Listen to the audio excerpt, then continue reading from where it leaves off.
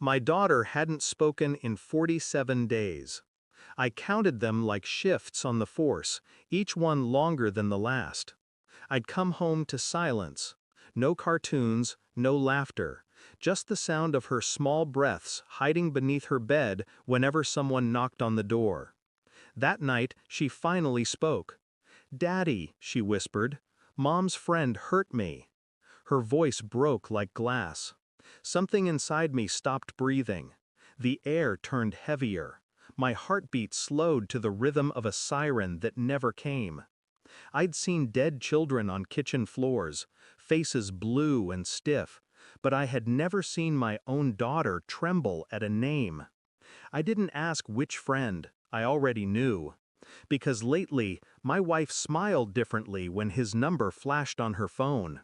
And suddenly, every moment I'd trusted her felt staged, every touch rehearsed, every word rehearsed for me. I held my daughter. She shivered like something fragile that no badge could protect. That night, while she slept in my arms, I promised her something I'd never promised anyone. I wouldn't arrest the man who did it. I'd unmask him. My wife's name is Claire. She used to wait up for me, reheating dinner, asking about my shift. Then she stopped asking. Then she started hosting friends. One of them, Daniel, was her coworker from the charity foundation. I'd met him twice, smooth talker, too comfortable. He once clapped my shoulder and said, "You're lucky, man, she's rare." That night, those words came back like poison. The next morning, I watched them from the kitchen window. She stood too close to him near her car, laughing, brushing invisible lint from his jacket. His hand lingered on her shoulder a moment too long. She thought I wasn't looking, but I've been trained to see the tremor before the shot.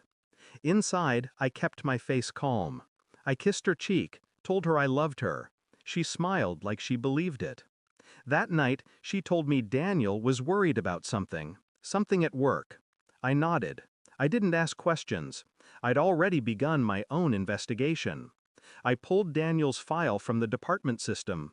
Traffic tickets, old assault complaint, dropped due to lack of evidence.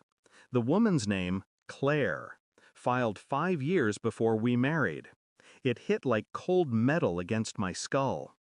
The report described inappropriate behavior, uninvited physical contact, alcohol involved. Claire had withdrawn the statement. Misunderstanding, she wrote, but the handwriting wasn't hers. I checked her texts next. Simple.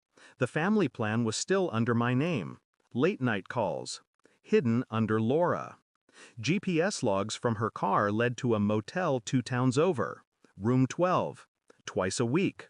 Meanwhile, my daughter's nightmares worsened. She woke screaming whenever Claire left the room. I pretended not to notice.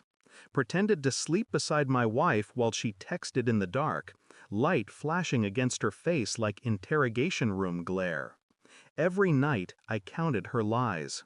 Every morning, I packed my service weapon and left it locked in the car. Because this was never going to be about bullets. It was going to be about truth. DNA results arrived on a Wednesday. The sample I'd taken wasn't official. A single hair from my daughter's brush. Another from Daniel's jacket, taken from the back seat of Claire's car. The report sat on the kitchen table, folded neatly beside her coffee mug. She came down late, still in her robe, humming. I didn't look at her when I said, "You should read it." She frowned, picked it up, read the first line. Her knees almost gave out.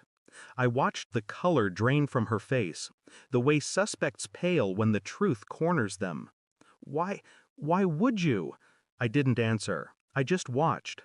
Her lips trembled, her breathing uneven. She reached for me, but I stepped back. "It's not what you think," she whispered.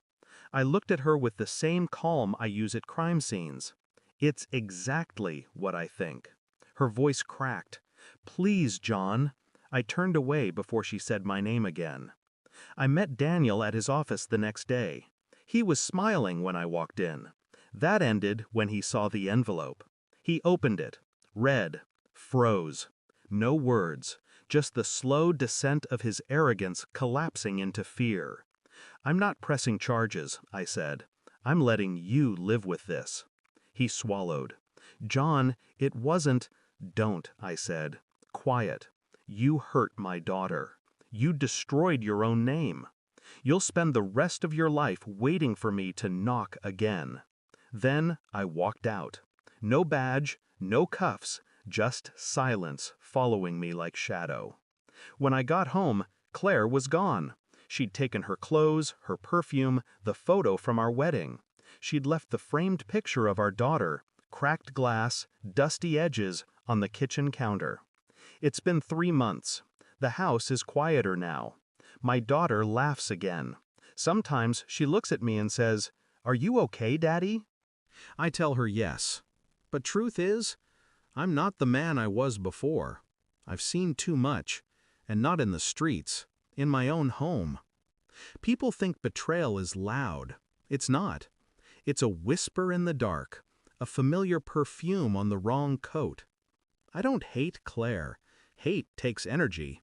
I just don't feel anything at all. When she calls sometimes, blocked number, always late, I let it ring, because she already knows the answer, and I already said goodbye. Thanks for watching. Don't forget to like, share, and comment. Subscribe now to Cheating Stories Insight World for more amazing stories.